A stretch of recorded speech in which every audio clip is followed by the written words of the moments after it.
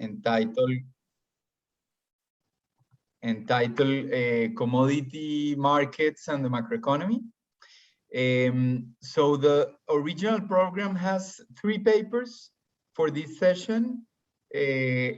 Carlos' paper, then Rodrigo Tranamil, and my paper. But Rodrigo is not, unfortunately, not gonna make it. So it's only gonna be Carlos' paper and my paper. And since we have, well, 90 minutes, we thought we would do somewhat of a similar presentation than an academic seminar. So we're gonna go for 45 minutes each, but you guys can jump in freely at any time to ask questions. So please do interrupt us if you want a clarifying question or a deeper question. We'll aim for a 35 minutes presentation, but then we'll have questions for time for questions. Sounds good, Carlos? Sounds great. Well, great. thank you, Andres, and thank you everyone attending. My name is Carlos Yepes. I'm associate professor here at the University of Manitoba in Canada, and today I will be presenting a paper where I am gonna put a spin into what it's been a classical question now in the business cycle literature for emerging markets, which is what are really the sources of fluctuations in emerging markets, and how can we tell what makes an emerging market when we're trying to model these economies in a rigorous fashion. So to motivate this talk, we show here a couple of charts. I think we're all familiar now that with the observation that the cycles in emerging markets are more volatile than in high-income countries. So what we see here in the left panel is charts for foreign exchange currency for a group of advanced economies. That is the black line, or the group 10 of advanced countries, and the blue line is the chart for emerging markets, excluding China. So this is how currency vis-a-vis the US dollar looks like in these two types of countries.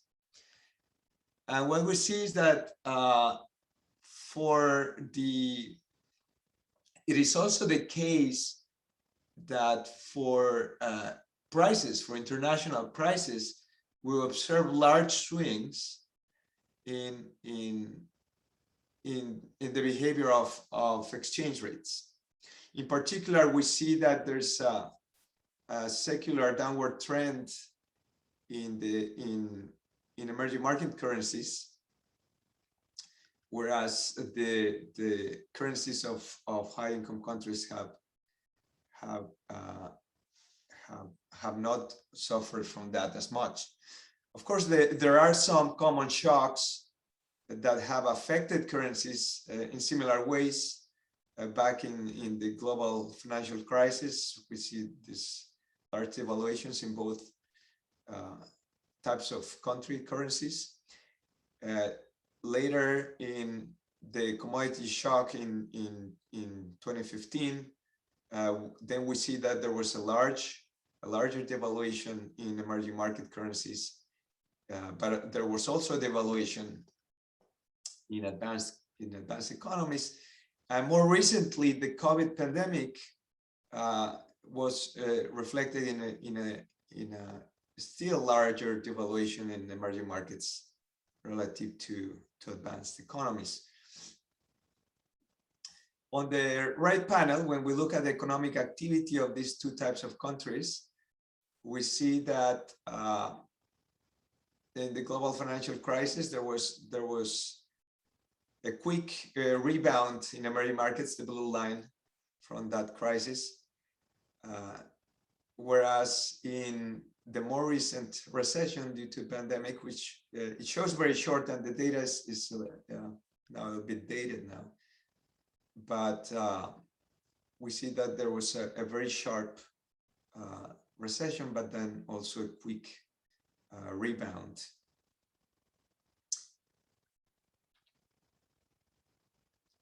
So this is just to show that the underlying forces of cycles, both in macroeconomic aggregates as well and in prices, appear to have different underlying sources for these types of countries. That's one of the key hypotheses posited by now the classical studies that look at this question. So Aguirre and Gopinath posit the idea that the trend component of productivity is more important in emerging markets. And there was this argument, well, with that Garcia Chico and Gracia Uribe,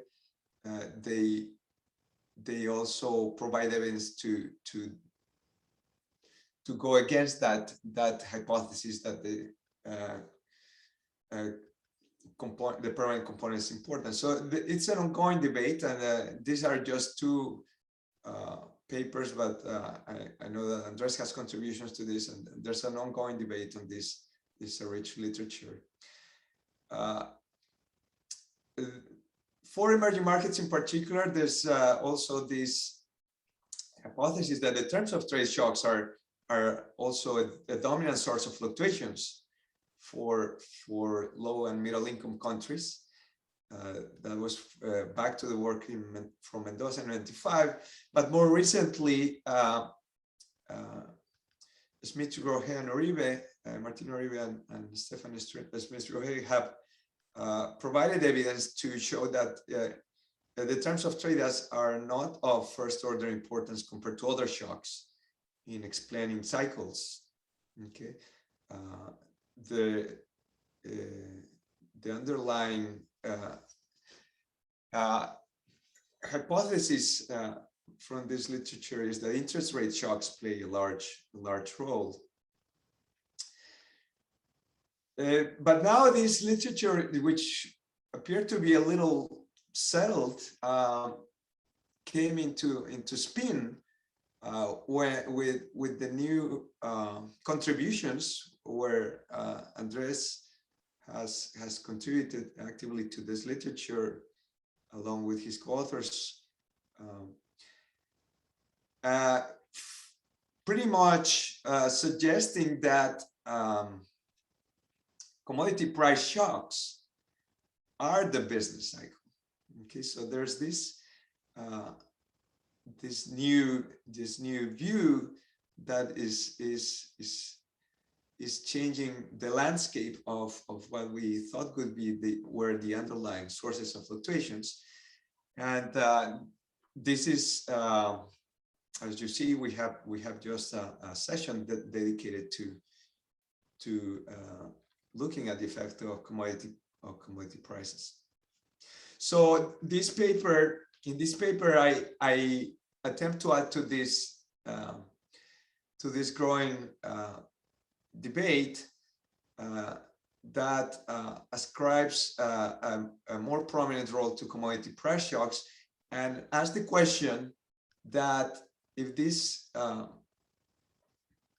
is indeed the case, then you know, what is it that is gonna make the difference regarding the observation that we see that the cycles are are strikingly different between these two types of countries. Okay, so is it a structural explanation that is just a different type of economy, emerging versus high income, or is it that the underlying sources, the way they affect these economies is also different?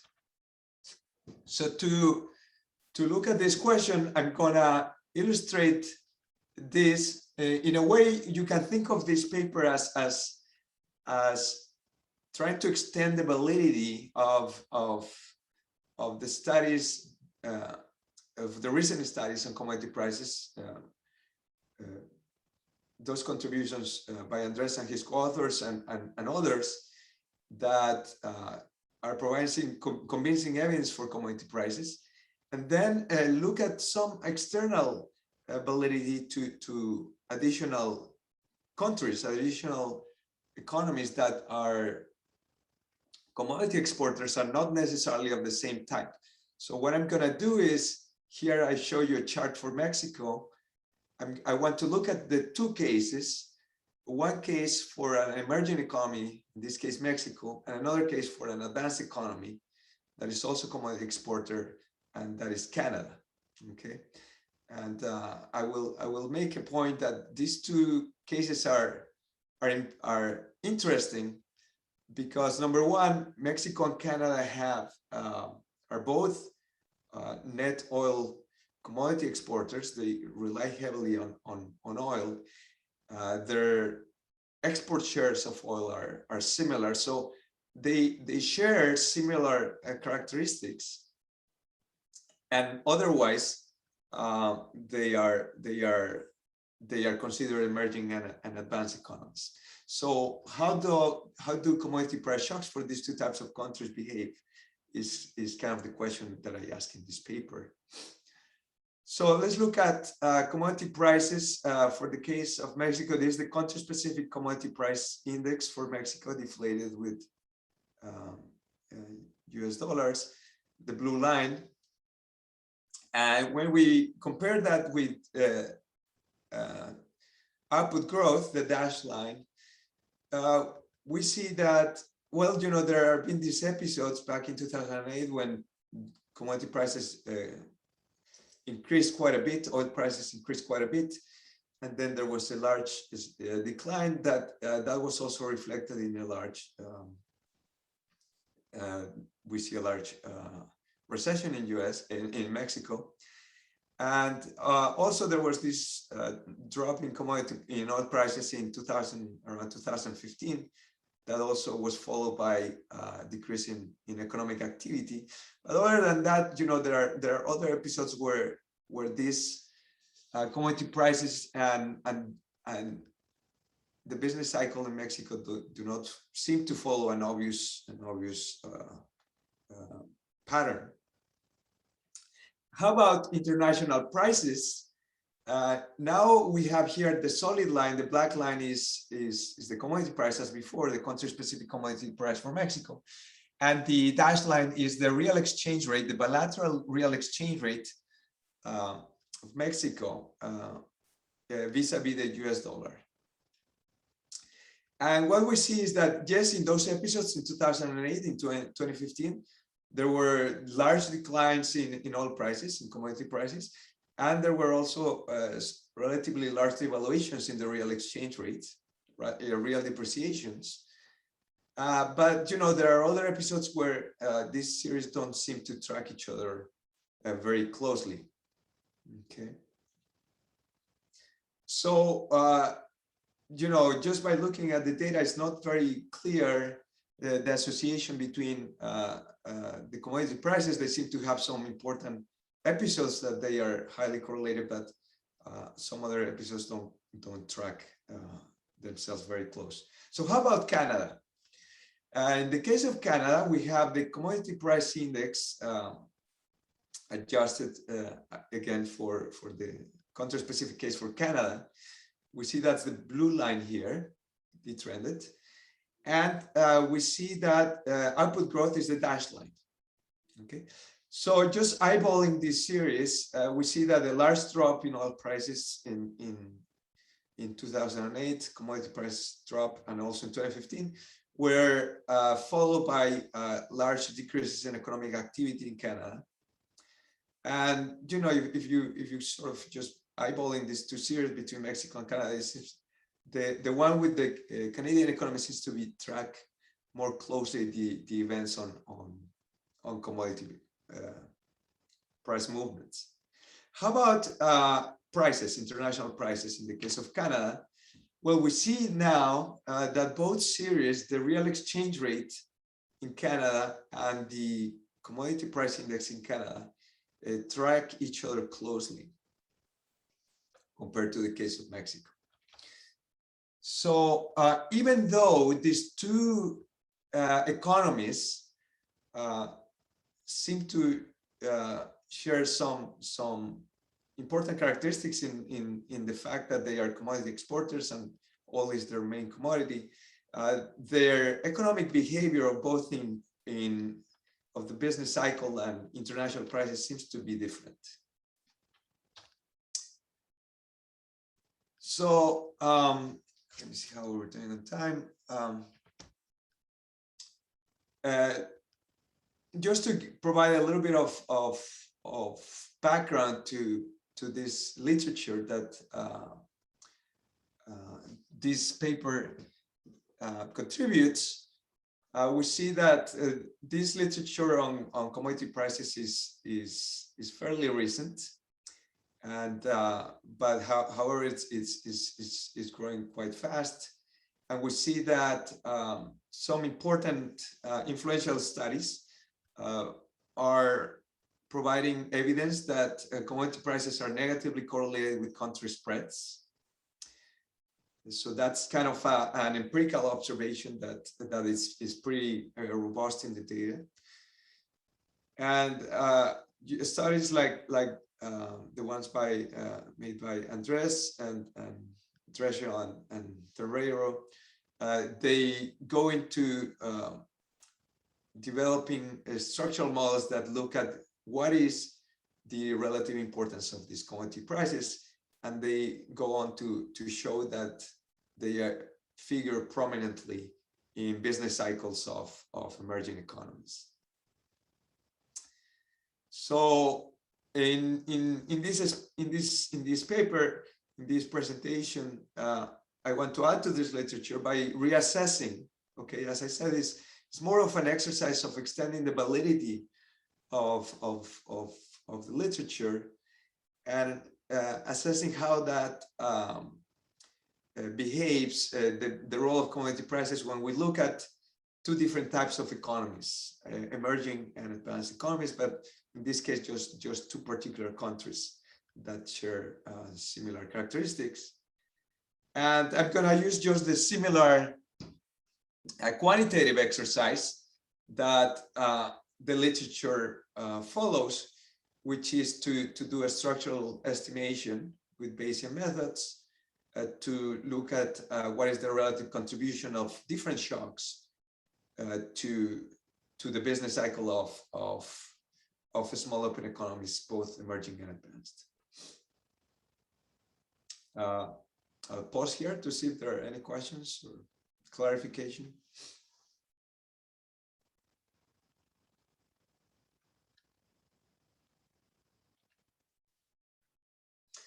Okay, so to give you just a preview of the findings that I get is the following. I find that commodity price shocks are more dominant in Canada than in Mexico. So even though these two countries are both, you know, the relative commodity export shares are very similar. They also rely heavily on oil. The commodity price shock the relative importance is higher in the advanced economy than in the emerging. So that's interesting because Andres and his co-authors, they have documented that it is the case that emerging markets in general have, as a type of economy, they have larger reliance on commodities than advanced economies. Okay, so here in this case, the two have kind of a similar reliance, but then what we find is that they are more important for the advanced economy.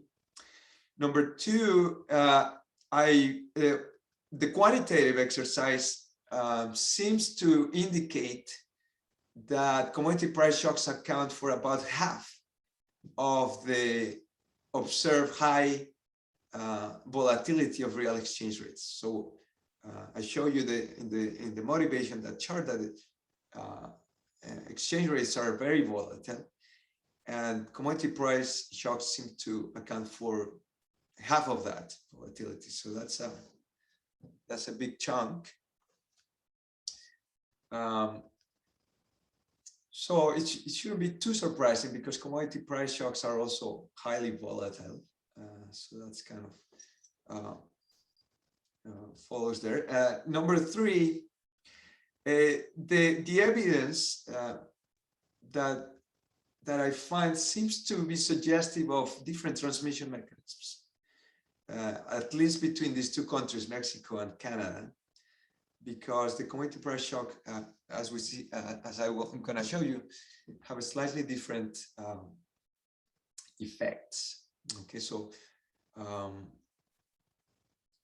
you know, to put this in perspective, this could put more light into the results of the paper by Killian in 2009. That is not only the observation that there's the commodity price change, but the underlying source of the change, of whether it's supply or demand factors, are going to have a bearing into how the economy responds to the commodity price shock. So there's some studies that seem to be consistent with this observation. And finally, this paper, this study seems to be in line with the observation that back to Ayer and Gopinath, that once we account for commodity price shocks, shocks to trend growth are still important. They're not the more important, but they are still important, at least for Mexico, okay, than compared to Canada. So that seems to extend that those results from Ayer and Gopinath, or confirm, if you will. So what determines exchange rate movements? This is one of the important aspects in this paper, that it was motivated by the observation on exchange rate behavior. How I started looking into this question. So in another paper, I have my co-author and it's an empirical work where we're interested to look at the sources of the high volatility of real exchange rates. So we confirm, first of all, there that real exchange rates are mostly driven by fluctuations in relative tradable prices. And one of those relative prices that is important, or probably the most important, is the price of commodities. So we have that evidence from the paper from Andres and Stephanie and Martin, where they show that commodity prices account for about a third of business cycle volatility. The additional, so what we do is we sort of extend that to see how does that explain the large volatility observed in real exchange rates. And what we find is, yes, that this is indeed the case in the data, that world commodity prices account for about a third of the volatility of real exchange rate fluctuations in the small open economies, both advanced and emerging economies.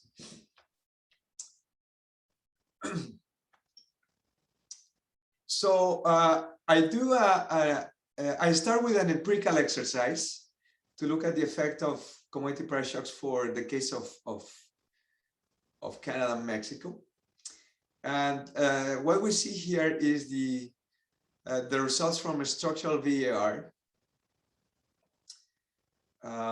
where so this is I'm pretty much following here the structural VAR structure that Andres and his co-authors use, the same identification scheme. And what we find for the case of Canada is kind of the story that you would expect, that commodity price increase, a shock to commodity prices, is associated with a real exchange rate appreciation, so a drop in the real exchange rate, and that it has an expansionary effect on Canadian output, Canadian investment. This chart is just smaller, but it increases other economic aggregates such as consumption, spending, and so on. And the effect on the trade balance ratio is very small. Okay, so just a very small decrease in the trade balance. Okay, but not of first order importance. So that's kind of it's aligned with the story that commodity prices have an important income effect in commodity exporting countries, and therefore other things equal, they are expansionary. Okay. So, well, this case for an advanced economy seems to align with what we know from the literature, but the story is slightly different for the case of the emerging economy, for Mexico. And what we see is the key distinction here is that commodity price increase in Mexico is associated with a real depreciation, not an appreciation. So if we compare the previous chart, Canada, with Mexico, we have a real depreciation. Otherwise, the effect on macroeconomic aggregates is similar, it's expansionary, and the trade balance decreases. So this is the key difference between these two, at least these two countries, that the data seems to indicate. Are there any questions up to this point? So have you seen what happens to the nominal exchange rate? Because this result is quite peculiar, right? Yes. I mean, it's I bet that it's the nominal exchange rate that is depreciating, right? Yeah, I haven't done that, and I'll do that. Thank you, Andres. I have to look at nominal exchange rate changes. Yes. And related to that, have you seen what happens to consumption? Yes, consumption increases. So I did cut this chart because it was too crowded. But yeah, there's an increase. So just to give you an idea, the effect on consumption is of similar magnitude to the output effect. The effect on investment is larger. And same for Canada, the effect of consumption is of similar magnitude. Now we see that, yeah, I'll just. But yeah, thank you. I think that is still work on the empirical end that I still need to tease out to see what is it that is driving these results. So now the other thing, Carlos, yeah, is sure. How much are you explaining of the real exchange rate in each country with these shocks? I bet you that your goodness of fit is much lower in Mexico than in Canada. In terms of the variance of these variables that you can link to commodity shocks. You mean a variance decomposition? Yeah. Yeah. So yeah, I don't have the empirical here, but in this presentation, but yes, I can back. Well, I do that in the model, but yeah, I should include that here. But from not this particular paper, but from a previous paper.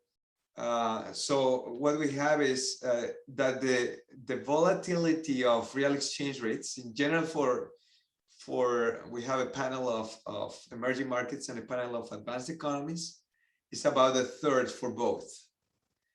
We explain about the third for both of the volatility. So which is this result here. Yeah, so I would have to just show it for the particular case of these two countries, but for as a group, it's about a third. Okay. No, it's quite a puzzle, no? I mean, it is. It is. And I was wondering if you might have come when you were doing your analysis for individual countries, because you do have in your previous papers, you have looked at well, at least in the emerging countries at Mexico. So I'd be interested to see if you have something. Well, what we know is that commodity prices have not so much power in terms of explaining movements in the real exchange rate. So in one of the papers that Martin and Stephanie have, if I recall correctly, they don't have much ability to account for variability of real exchange rate. In the sample of countries that we studied with Andres and Diego in the JI paper, they did, and it was, and this was a sample of purely commodity exporting. And there it was quite robust that an appreciation would follow after an increase in a positive commodity price countries. That's why I'm a bit puzzled with this result for the real exchange rate. No, I mean, and you do it for the panel, because you in that paper you did it for the panel of these 13 countries or so, right? Yeah. So so I'm not sure if you did the individual, so that'll be one thing. And the paper that you mentioned by Martin and Stephanie, if we can talk later, I'd be interested to look at that paper. Sure. That'll be related to what we're doing. Carlos, so that you keep track of time, you have 15 minutes. Okay, thank you. Okay, so what I do next is just to take this into this analysis into a structural model, okay, a DSG model with two sectors. So it's going to be what you would call a standard model for a commodity exporting country, where there's going to be international trade in goods and financial assets. There's a commodity exporting sector. I'm just going to introduce, consistent with the evidence, that there's a reduced form link to link commodity prices to country spreads. And then I'm just going to take the model to the data with Bayesian estimation to quantify the effect of commodity prices and other shocks. So I'll go briefly just for the interest of time and just highlight some of the difference that might come up here. So one is that as many studies usually take the commodity sectors and an endowment. Here I follow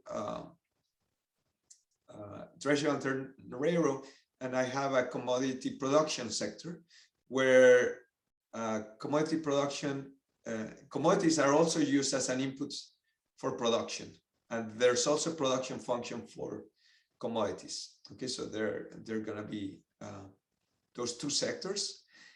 Additionally, I'm going to allow for shocks to the rate of trend growth, so that's the XT.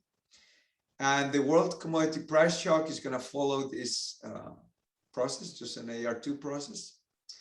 And importantly, notice that the world price is an international price.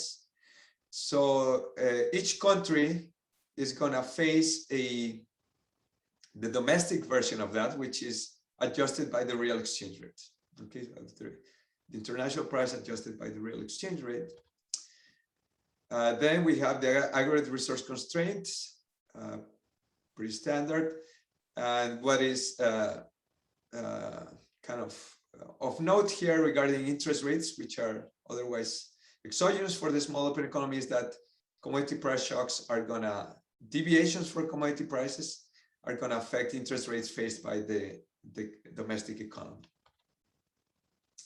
So calibration is fairly, I follow pretty much the recent studies on the calibration, but key things is just the calibration of the net export share of commodities.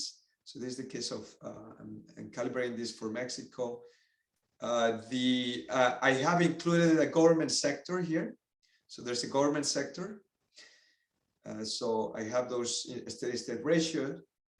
A key parameter here is the elasticity of substitution between home and foreign goods. So you also follow the literature and pick an inelastic value. And the economy is relatively open, so the share of domestic goods is about 0.75.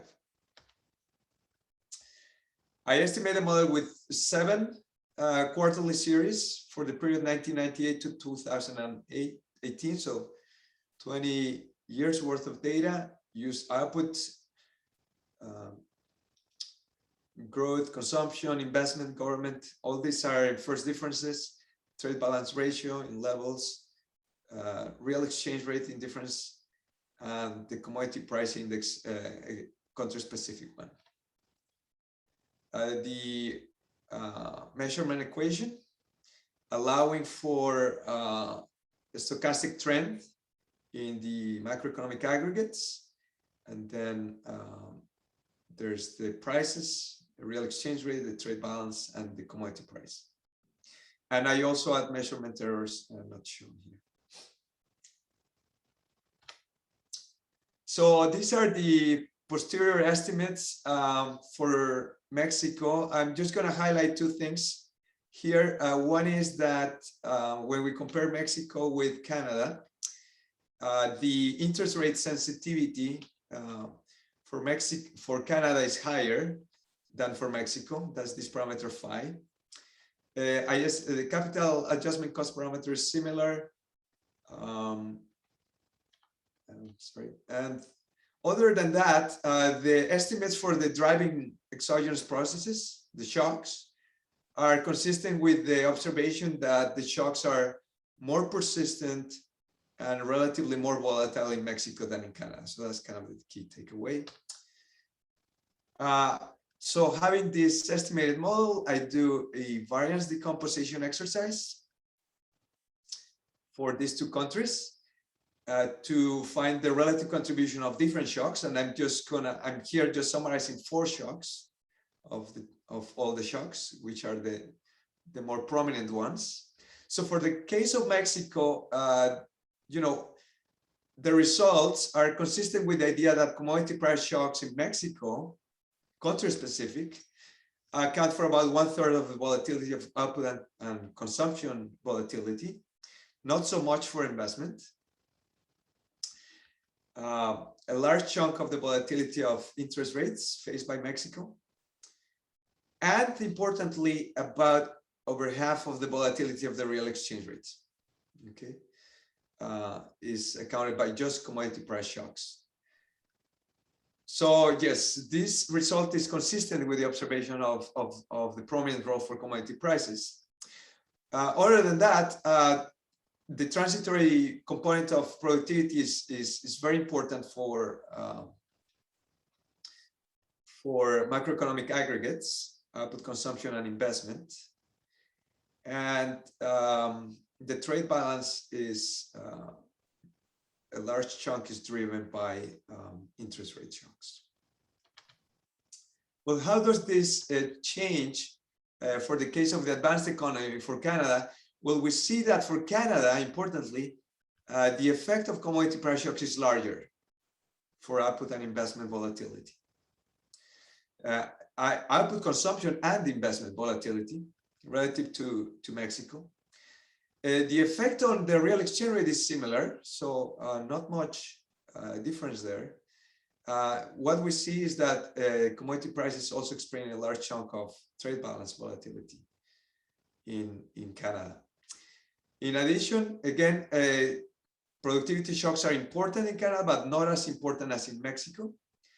And finally, last but not least, shocks to trend growth, to the permanent component of productivity are not that important in Canada, but they are more important in Mexico, in particular for macroeconomic aggregates. Then I just performed some moment matching exercises to see how Mexico, the business cycle moments, and the model first does a good job on explaining the excess volatility of consumption, the excessive volatility of the real exchange rate relative to income. The volatility of commodity price is not that great compared to the data. And also, it doesn't do a great job in capturing the high volatility of investment. So this is, one shortcoming. I just tell you right up front that the dynamics of investment are not that great in the model. In terms of cross correlations, well, it matches the signs for quantities and prices. So the depreciations, real depreciations followed with expansions is captured by the model, and a positive correlation between commodity prices and real exchange rate changes. For the case of Canada, we see, again, on relative volatilities, a relatively good job, except for capturing dynamics of investment. Again, not that good. And the volatility of the commodity price relative to income is also not that great. Co-movements, again, investment for the case of the Canadian estimation is not good. Basically, it's different sign. But otherwise, the other co-movements are in line. So a key takeaway here from this theoretical exercise, the investment dynamics are not, even though I'm estimating the adjustment cost parameter, it doesn't do that well. Let's scoop these IRFs and conclude, just because we're running out of time. In this paper, I contribute to the ongoing debate about what are the sources of business cycles in small open economies. By taking seriously the observation that commodity prices are a dominant factor in business cycles. I examined this case for an emerging economy Mexico and an advanced economy Canada, and find some interesting results. Number one, that commodity price shocks explain a larger share of macroeconomic volatility in the advanced economy than in the emerging economy. That's interesting.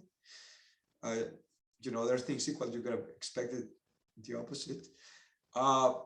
Transitory shocks are important. That's not too new, so we know that, but they are more important in Mexico. I confirmed the observation that the permanent component of productivity is more important in Mexico than in Canada. At least that's what the model indicates. And the evidence that I show you, the empirical evidence, is suggestive of a different mechanism, at least for these two countries, because the commodity price shock in Canada follows what we've seen in the literature, which is associated with a real appreciation, but in the particular case of Mexico, it's associated with a depreciation. So that's kind of a bit puzzling. So further work is still needed to tease out the underlying mechanism that results in this puzzling observation for Mexico. And with that, I will conclude, and I'll thank you for your attention. And yes, the floor is open if there are any questions. Thank you, Carlos. Thank you so much. Very interesting paper. I have a few comments, but let me see if the audience has any reactions. You guys are free to jump in. No? Well, so I have two, maybe three comments. There's one important element that you're missing out from the analysis, and I believe it might be important. Probably you've looked at it. I haven't seen the paper yet, so maybe you do at some point in the draft. It's policy, right? Mm-hmm. So if you're gonna compare advanced and emerging markets and the reactions to commodity fluctuations, and you're finding something on the transmission mechanism, you need to look at policy, because it might be very different the way in which maybe the fiscal rule establishes how to respond to deviations in commodity prices. So that might be something that you would want to look at. Right. Now, the puzzling thing is that, so what do we know about emerging markets? We know that their policies tend to be pro-cyclical, right? Right. And so that you would expect then that a country like Mexico would spend even more when commodities are booming, right? In terms of public consumption, right? Mm-hmm. Yeah. That would tend to further appreciate the currency, not to depreciate, which is what you find. So I find that even more puzzling. Yes. Now, on that point, have you seen whether the model that you have delivers after a commodity price shock, delivers for Mexico the depreciation of the real exchange rate? So if you were compare impulse responses from the model against the IRF from the data, the structural bar. Yeah, I did that. I skipped that result. So this is what I find from the model. So you have the effect of the real exchange rate is as in the data, which is a depreciation. But the puzzling thing in the model is that well, that's contractionary, as you would expect, you know, from the literature, that in commodity exporting countries, the appreciation is followed with that income effect. So in here, the estimated model, yes, it delivers the depreciation, but well, that's contractionary, so that's not good. Yeah, so that's not aligned with the evidence, right? So yeah, that's, I mean, it's good that you. So I think you have a really good point, and there's, I mean, this is basically a real business cycle model, right? So there's no role for policy here, and definitely looking into how policy interacts is very important. You know, speaking of which, one of my students is looking into this question because yes, you're right. It's puzzling that if with procyclical policy, you would expect that this effect would be enhanced, the effect of the depreciation.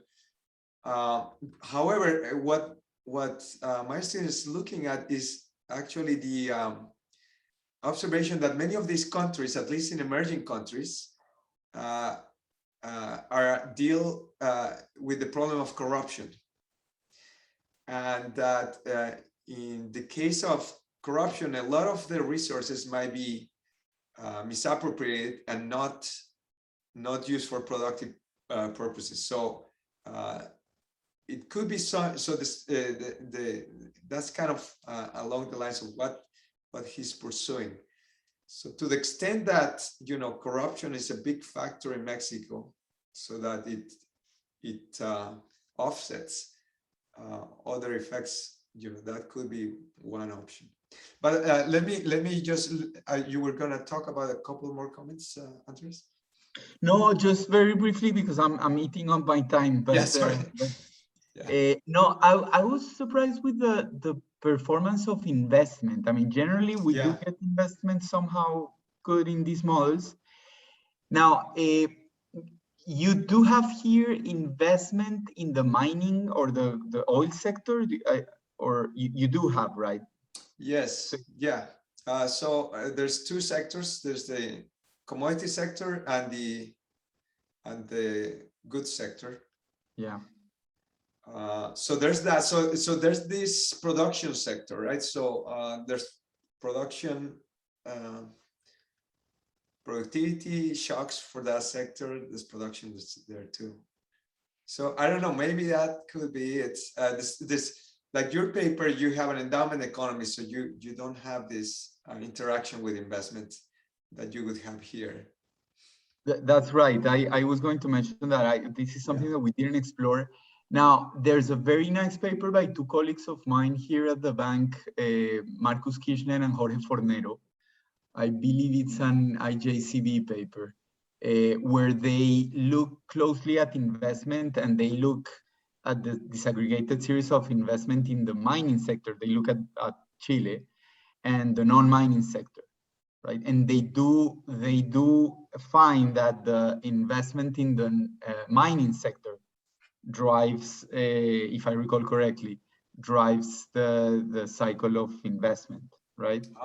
Maybe this is something that you can look into it. And if you have data on the two types of investment in the countries, you might be able to tease out more from the data, see what's going on. Thank you.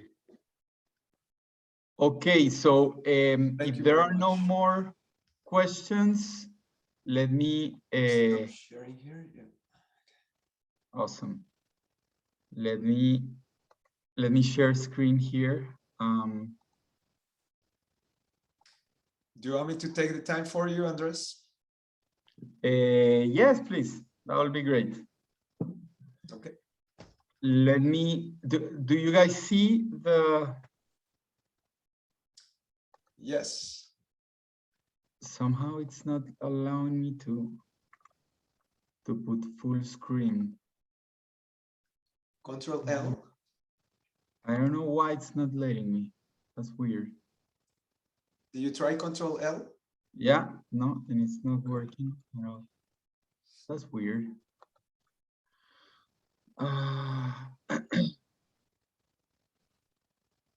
No. I'm not sure what to do. Let me stop.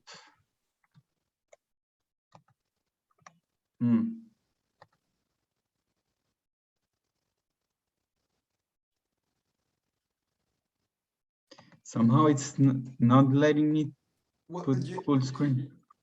The way it was before, it was okay. I think you can just.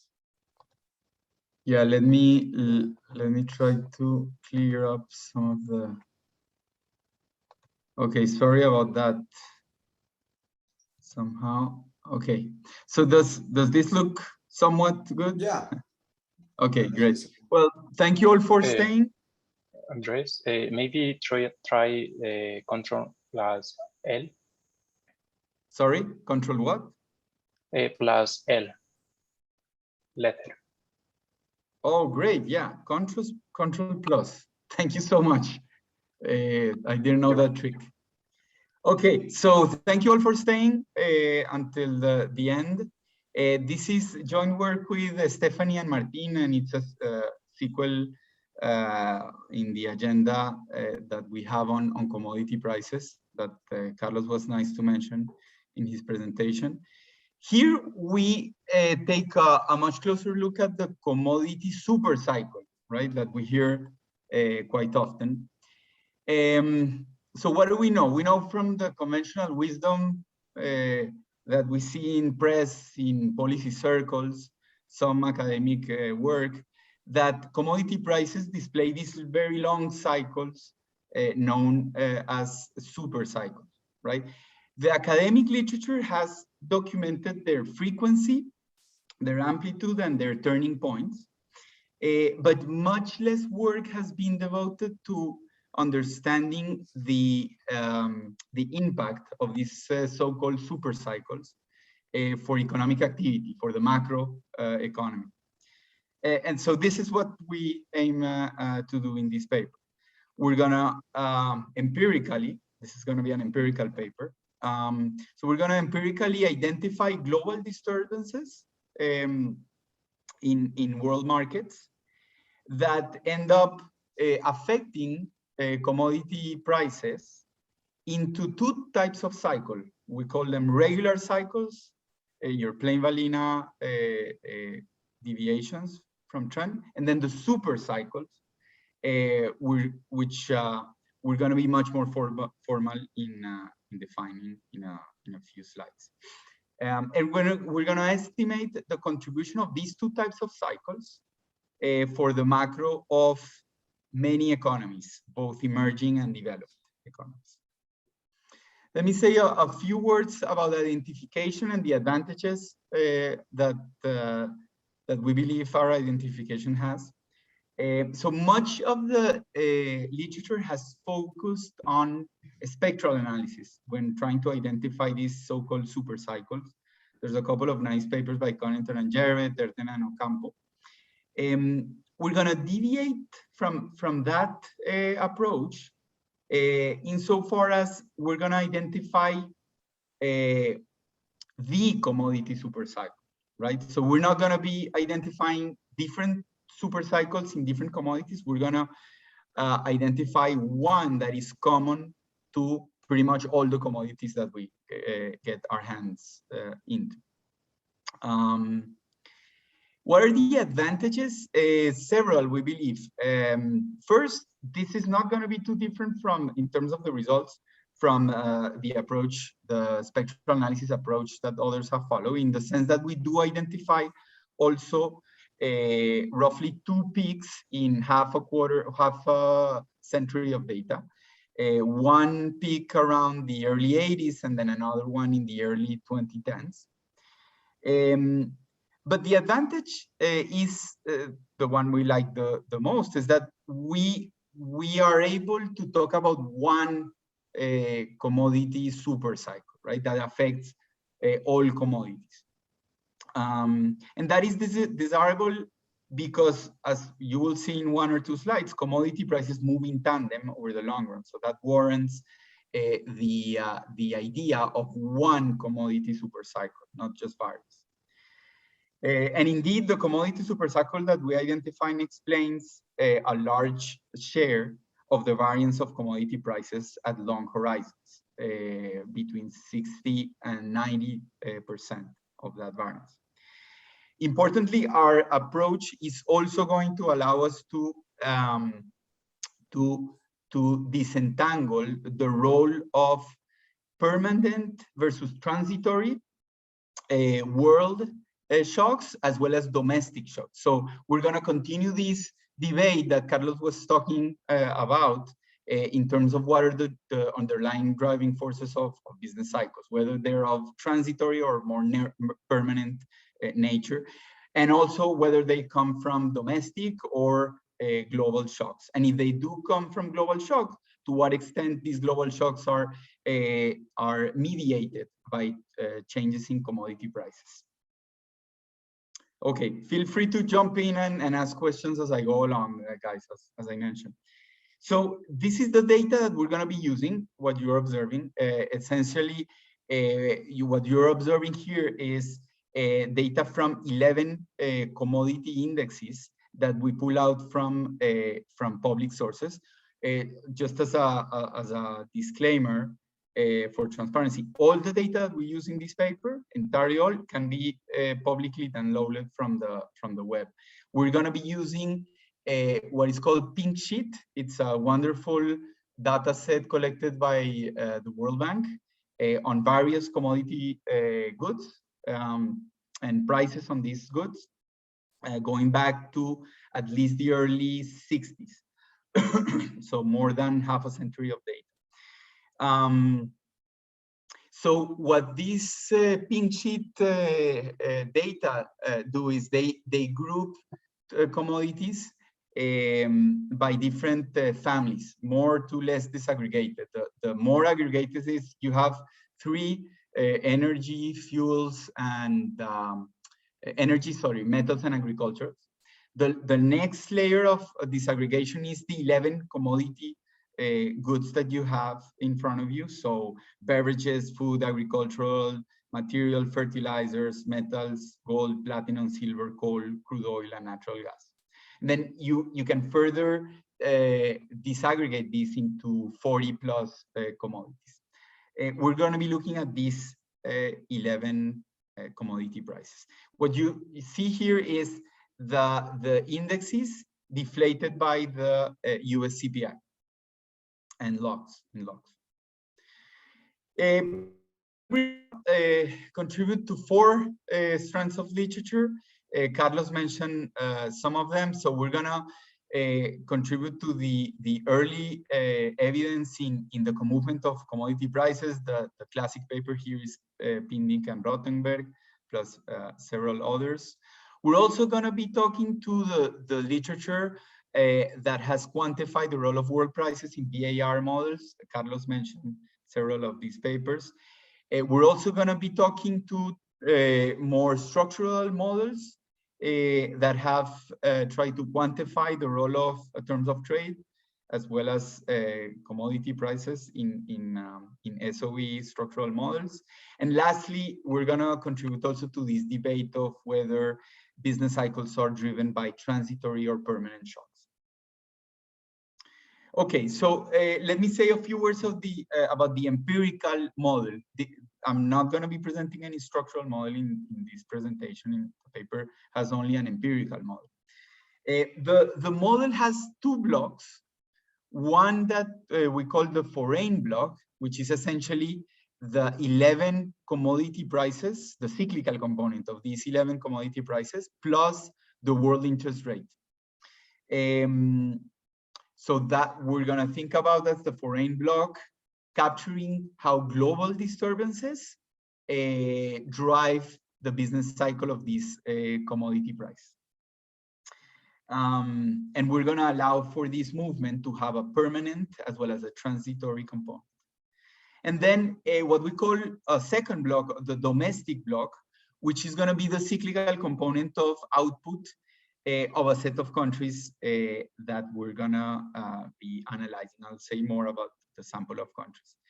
And they themselves could be driven by both transitory as well as permanent shocks of domestic as well as world origin. The 2 blocks, when put together, they're going to formulate a state space representation that we can get into the Kalman filter and estimate the model with a set of observables. We do this using Bayesian methods. The sample of data with which we're going to be working mostly, although not entirely, is going to be quarterly from 1960 to 2018. So obviously that's going to put a lot of strains in data requirements. So that reduces the sample of countries for which we have good quarterly GDP observations. From 1960, we have only 24, mostly, unfortunately, advanced economies. There's very few emerging markets that have good quarterly GDP data going back this far back. But to compensate, we do an annual estimation where we can incorporate many more emerging markets going back also to the 1960s. Mostly, I'll be showing you results from the first sample. I have Alejandro. Andres, one question. How are you? One question. When you mention the cyclical components in the foreign block, it means that you are filtering before the data, or you're just computing the growth rates of the prices? I'll get to that in one slide, one or two. Yeah, I'll be much more formal in a second. So let me be more formal now. So let me go over the foreign and the domestic block. So we're going to be having let me first introduce some notation and then build the foreign block. So we're going to be calling vector P the vector of 11 real commodity prices plus the world real interest rate quarterly, all in logs. So here the data goes in levels, in log levels, right? To go at your question, Alejandro. We're also going to be calling XP the permanent component of all these commodity prices, right? This is going to be the key player in our story. The XP is going to be the commodity super cycle. That is the permanent component of the entire 11 commodity prices that we observe. And let ZPT be the vector of, actually I can make some notation here. So let ZP be the vector of the 12 stationary world shocks that are in PT, okay? So we're gonna define a stationary variable called P hat T, which is gonna be the vector of the 11 commodity prices minus their permanent component. So there will be, by construction, we're gonna be working with the assumption that they are co-integrated, all these 11 commodity prices. And XP is going to be the common component. So because of this assumption, the price of each of the 11 commodities minus its common component is going to be stationary by assumption. This is warranted insofar as in the picture that I showed you, the only picture I've showed you, there's quite a bit of a co-movement. I didn't underscore that then, but there's quite a bit of a co-movement across. So it warrants this assumption, this identification assumption. Yes, Carlos, go ahead. Yeah, so so you're justifying the assumptions, right? So on that note, I mean, do you provide or do you do some testing on the data for number one to check that the series, these 11 series are non-stationary and that they are co-integrated? Do you do those formal tests? No, we haven't done them, to be quite frank, but I think this picture speaks for itself, right? There's quite a bit of a co-movement. Yeah, the thing is, I've done it with a student for a smaller set of commodities. The only thing with testing is that the results are not so clean, to put it nicely. It's not a you know, some series show co-integration, others don't. It's a little bit tricky, but I mean, yeah, I mean, I see what you're saying. The eyeball test seems reasonable, but once you want to put a little bit more rigor into testing these things, it becomes a bit tricky. Some series are stationary, others appear not to be stationary. It's a little tricky. Yeah, we could definitely provide more formal proof of this co-integrating relationship. Now, let me continue by postulating the law of motion of this P hat T. So it's going to be a very simple law of motion. We're gonna have P hat T being a function of its lags, right? Remember, we're working with quarterly data, so it's 4 quarterly lags. Changes in this permanent component, so delta XP is the change in this permanent component, so the commodity super cycle. And then the transitory component of the stationary world shocks, the ZP. So, sorry. So the matrices C EXP and CPZP are going to be the matrices that are going to capture the extent to which global shocks affect commodity prices. And we're going to estimate these matrices. So we're going to be interested in coming with estimates of these matrices C. Now, importantly for the intuition of the results, right? What I'm calling here global shocks can be any type of shock. It can be a financial crisis in the US that triggers a world recession. It can be a war in Afghanistan that triggers a lot of movement in world interests, in world prices. It can be any event big enough to affect commodity prices, okay? Commodity prices worldwide. Now, let me define the domestic block. And for that, allow me to introduce also some notation. So we're going to be calling YIT the log of real output in country I. And similar to the previous case, we're going to allow for a domestic permanent component to exist for each of the countries in our sample. So XI is going to be this permanent component in each country's output that might coexist with transitory shocks, which we define here as ZI, as well as perturbations in commodity prices that are themselves of permanent or transitory nature, okay?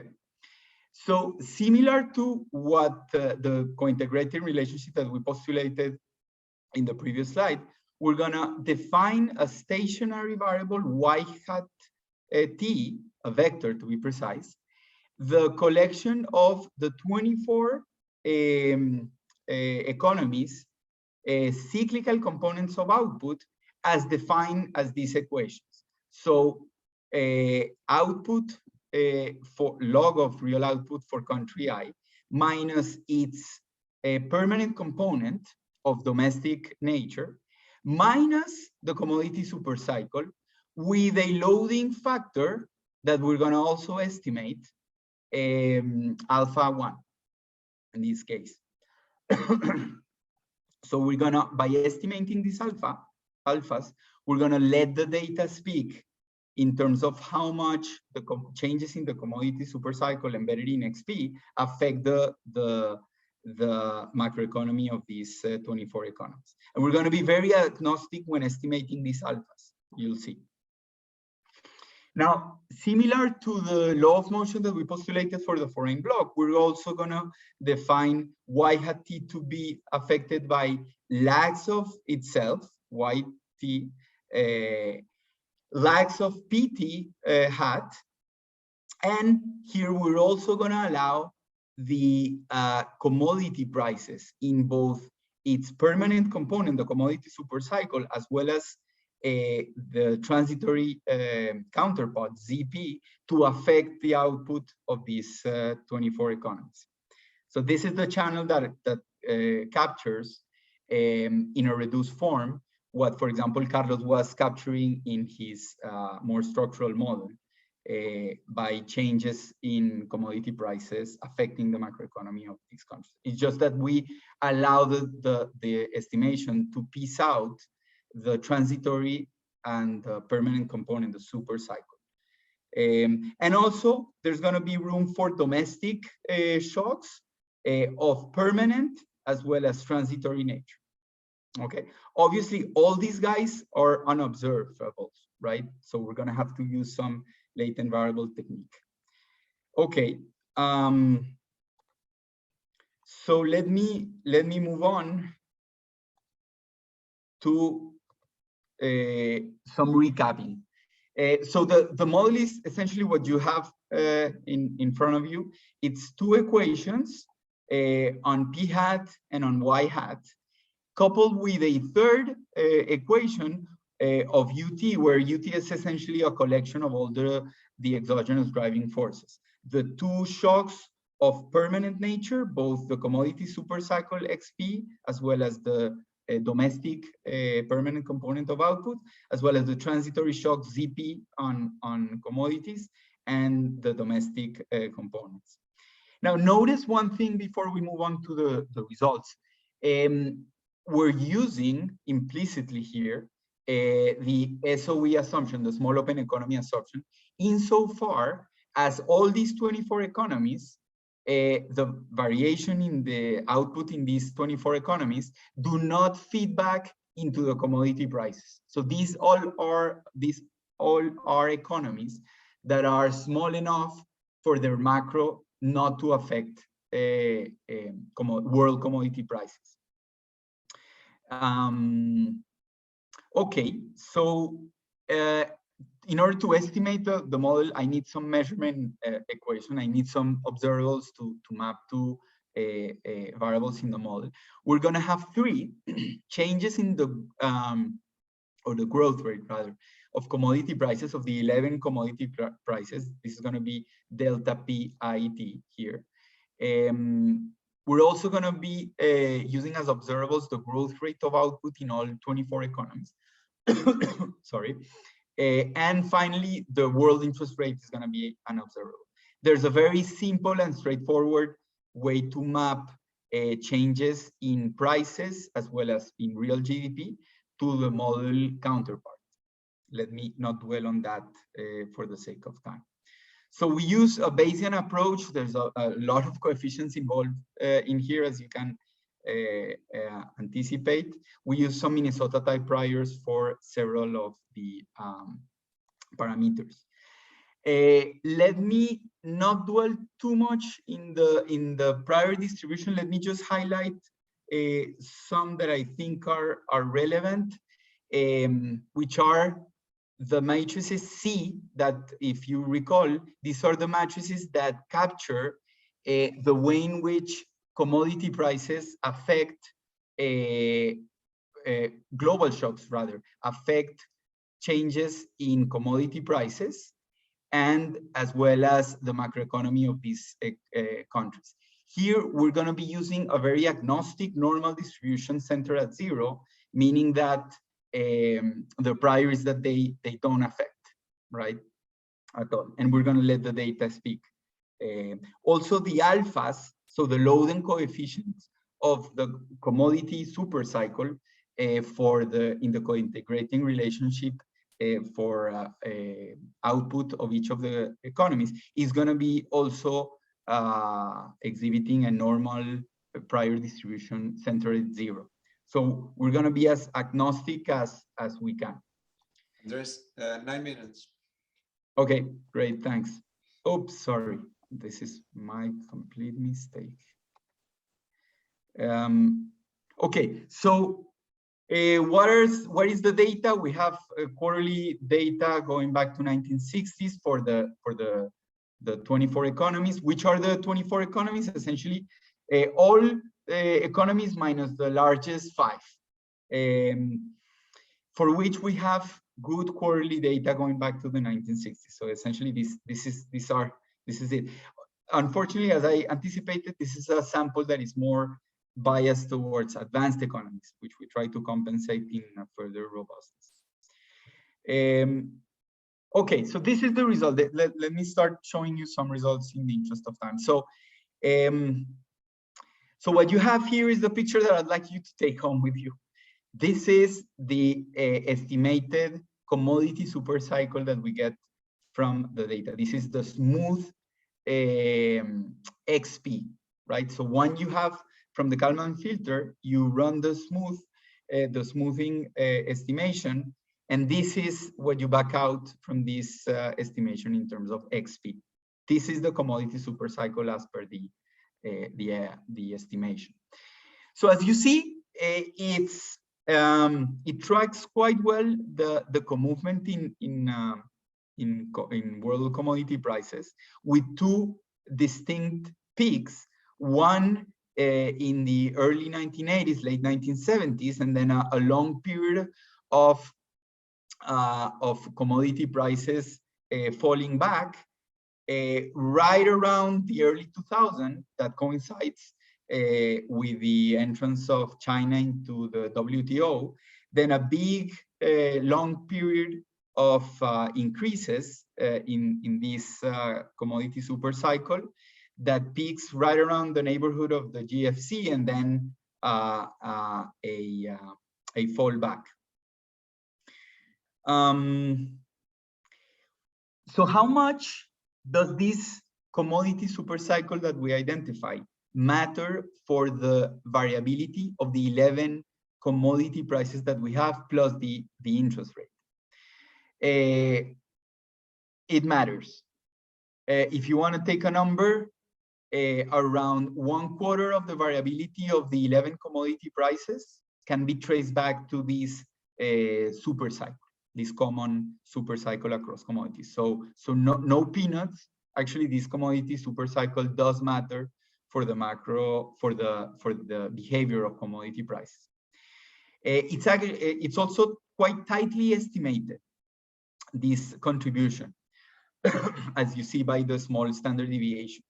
And the last noticeable result is that there seems to be something important related to oil, for which the commodity super cycle explains 60% of the variability, right? So this lends support to this idea that oil might be much more relevant when thinking about the movement in commodity prices.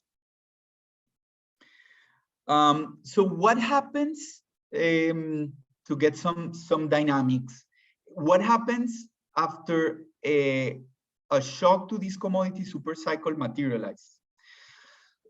So what we're showing you here is the impulse response of a unit shock to world prices via this commodity super cycle.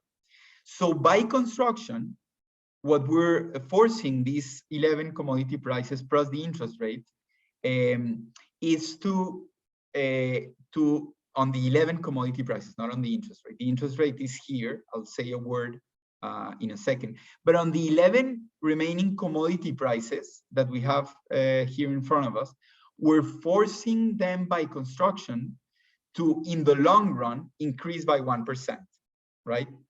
This is what an impulse response of a unit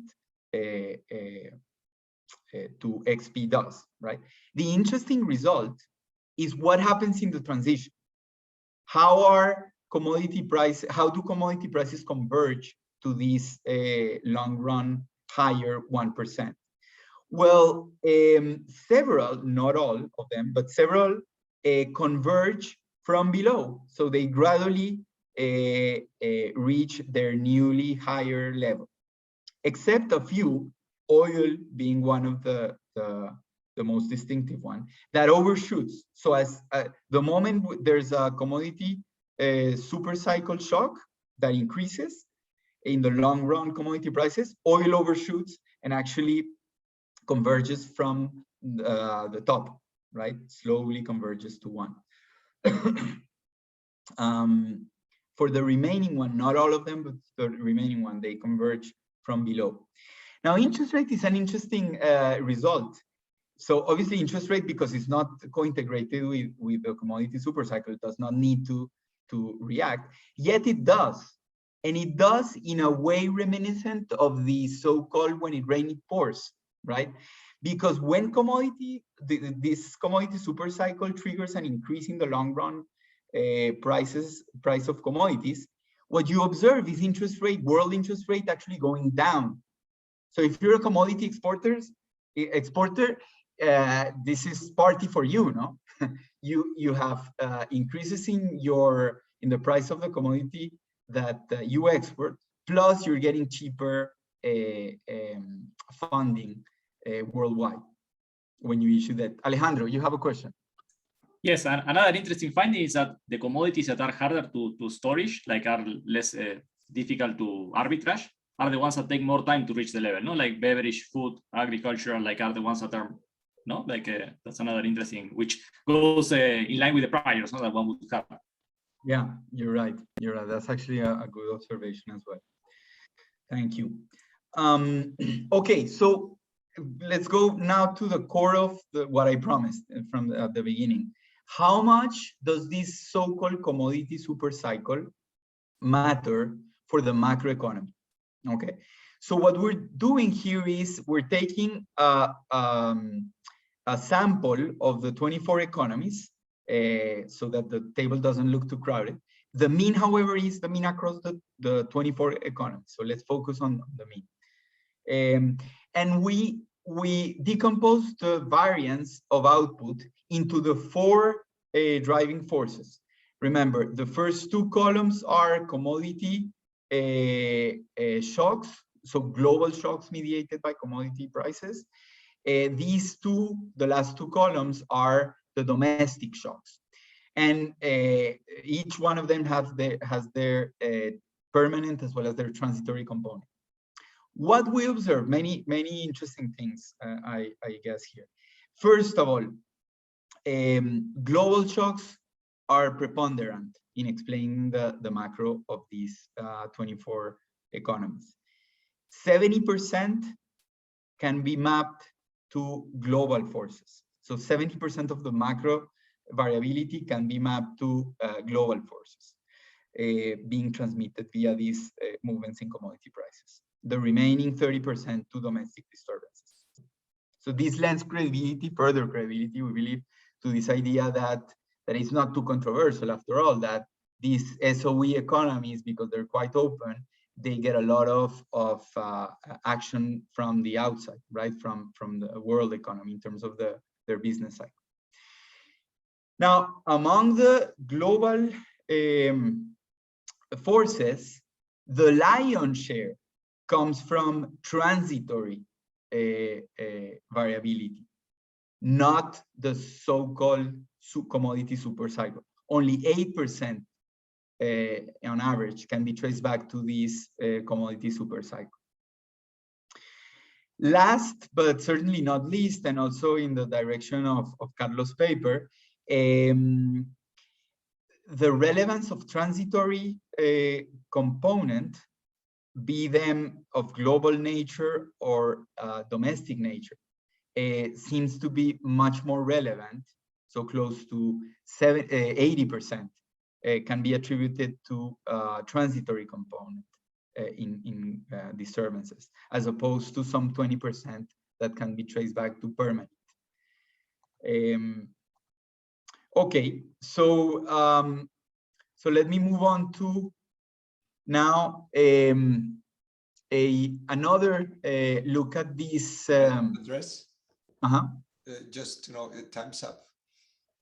Okay, let me then go to, let me show you 3 or 4 more slides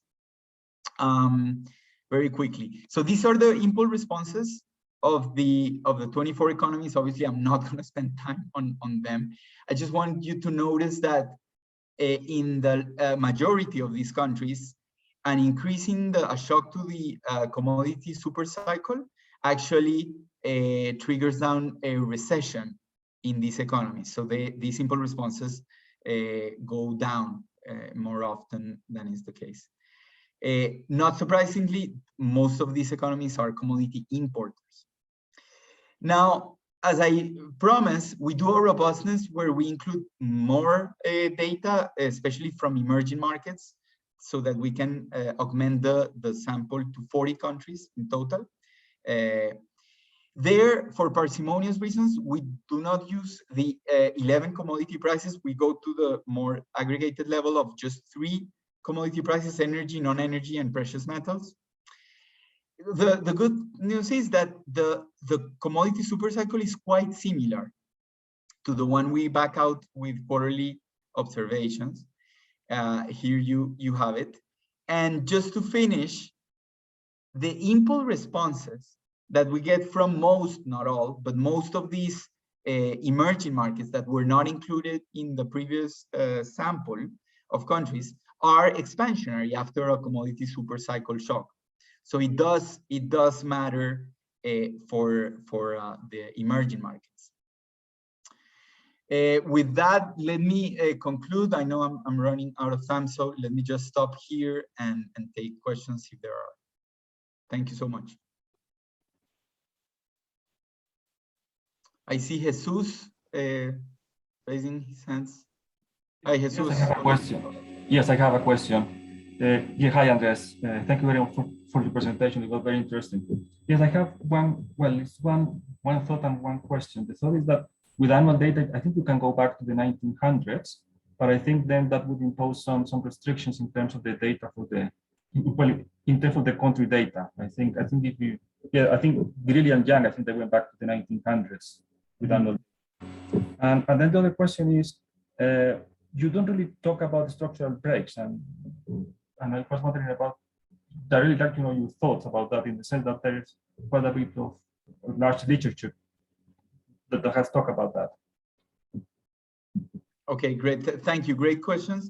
So let me start with the second one. Absolutely, Jesus, we're not delving into structural breaks. There might be, for sure.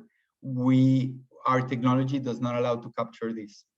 The model is already quite heavy to encompass nonlinearities.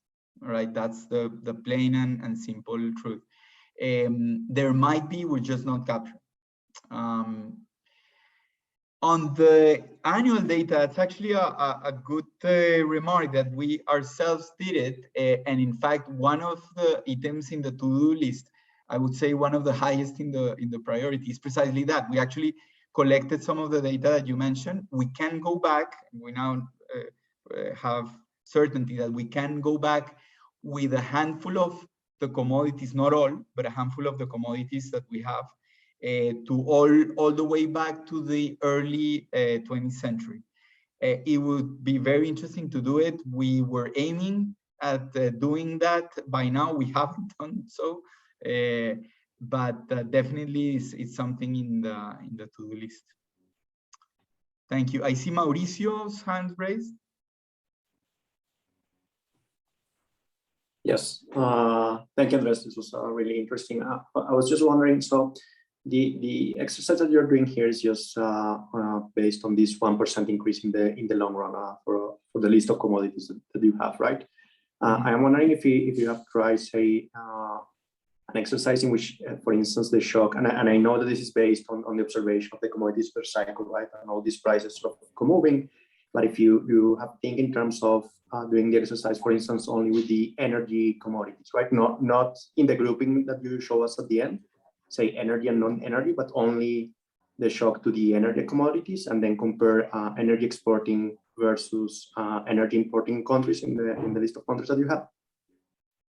Okay, yeah, thank you, Mauricio. This is a really good question that allows me to further clarify what we do and what we don't do.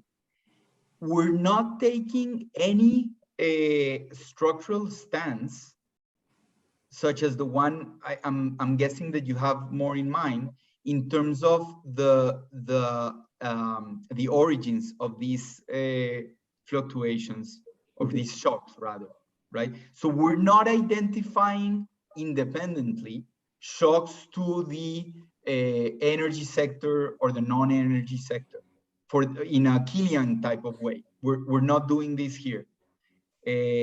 What we're doing is we're capturing how global shocks might be mediated by commodity prices, by the entire set of commodity prices that we observe, into affecting the macroeconomy of this economy, right?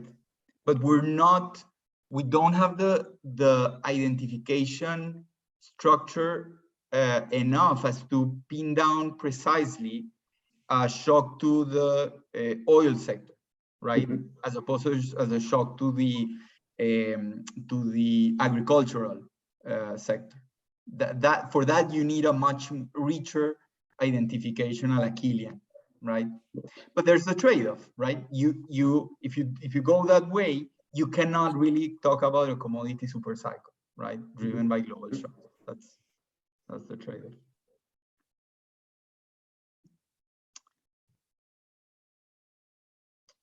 Okay. Well, if there are no more. Can I ask one question? Of course, yeah, sure. Go ahead. When you get the individual permanent components, are they correlated, like the ones that you got for France, Italy? Like Is this like a? I was thinking like if you think about it in terms of the model, if something happens, I don't know, to a permanent component in Italy, if they may affect the permanent component or the cyclical component in France or something like that. Like I was trying to think about economies that may be related in the. They could be. So you're thinking about the covariance structure of the Z's. Mm-hmm. Yeah.